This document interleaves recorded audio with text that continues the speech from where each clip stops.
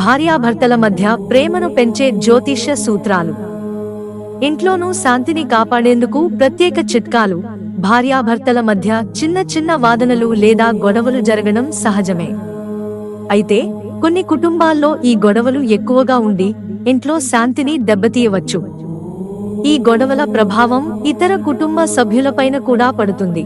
ఈ సమస్యల నుంచి బయటపడటానికి జ్యోతిష్య శాస్త్రంలో కొన్ని ప్రత్యేకమైన పరిహారాలను సూచించారు. వీటిని అనుసరించడం ద్వారా భార్యాభర్తల మధ్య సానుకూలత నెలకొని గొడవలు తగ్గుతాయని నమ్ముతారు. ఇప్పుడు సుఖదాంపత్యం కోసం కొన్ని పరిహారాలను తెలుసుకుందాం. తులసి చెట్టుకు నీళ్లు పోయడం. భార్యాభర్తల మధ్య సఖ్యత కోసం గురుగ్రహం అనుకూలంగా ఉండటం ముఖ్యం. దీనికి ప్రతి గురువారం తులసి చెట్టుకు పసుపు కలిపిన నీళ్లు పోయడం మంచిదిగా భావిస్తారు. భార్యాభర్తలిద్దరూ కలిసి ఈ పని చేయడం వల్ల వారి జీవన శైలిలో సానుకూల శక్తి పెరుగుతుంది. ఈ అలవాటును నిరంతరం పాటించడం ద్వారా రోజువారీ గొడవలు తగ్గిపోతాయని చాలా మంది నమ్ముతారు. తులసి చెట్టుకు నీళ్లు పోయడం వల్ల మనస్సు ప్రశాంతంగా ఉండేందుకు కూడా సహాయపడుతుంది. బెడ్రూమ్లో రాధాకృష్ణుల ఫోటో. ఇంటి ప్రాముఖ్యమైన స్థలం బెడ్రూమ్. ఇక్కడ భార్యాభర్తలు ఎక్కువ సమయం గడుపుతారు.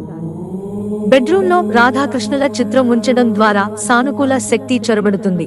ఇది భార్యాభర్తల మధ్య ప్రేమానురాగాన్ని పెంచడంలో సహాయపడుతుంది. ప్రతికూల శక్తులు దూరమై సానుకూల వాతావరణం నెలకొంటుంది. ఈ చిన్న మార్పు మీ జీవితంలో శాంతి, ఆనందాన్ని తీసుకొస్తుంది. గురువారం పసుపు రంగు దుస్తులు. గురువారం దినం గురుగ్రహానికి సంబంధించింది. ఈ రోజు పసుపు రంగు దుస్తులు ధరించడం వల్ల గురుగ్రహం అనుకూల ఫలితాలను ఇస్తుందని నమ్మకం. భార్యాభర్తలిద్దరూ కలిసి దగ్గరలోని దేవగురు బృహస్పతి ఆలయానికి వెళ్లి ప్రార్థనలు చేస్తే వారి మధ్య ఉన్న సమస్యలు తగ్గుతాయని జ్యోతిష్యులు సూచిస్తున్నారు. ఇది ప్రేమ జీవితం మెరుగుపడటానికి మంచి పరిహారంగా ఉంటుందట. ప్రతిరోజు ఈ మంత్రం తప్పనిసరి. సుఖమైన దాంపత్యం కోసం ప్రతిరోజు కొన్ని ప్రత్యేక మంత్రాలను చదవడం చాలా ముఖ్యమైన విషయం.